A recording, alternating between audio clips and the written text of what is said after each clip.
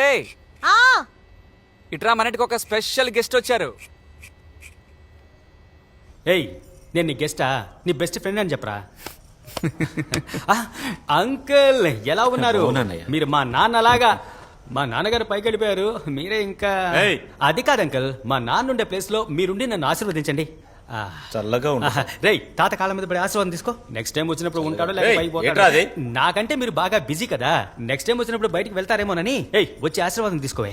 Uncle, ఇలాగే మా నాన్నగారు 2 బొట్టనవేళ్లు పట్టుకొని ఆశీర్వాదం తీసుకుంది. 2 బొట్టనవేళ్లు చేర్చి కట్టేసి సమాధి కట్టేశాం. రే ఏంట్రా వచ్చిన దగ్గర నుంచి అలాగా మాట్లాడుతున్నావు? ఎందుకురా చావు చావు అని అదే నేను మాట్లాడుతున్నావు? శవాల బండి నడుపుతున్నాను, అందుకే అదే గుర్తుకొచ్చి మాట్లాడుతున్నాను. ఏంట్రా, నీ పెళ్ళానికి మర్యాద ఇవ్వదా? ఏయ్ ఇదిగో వస్తున్నానండి.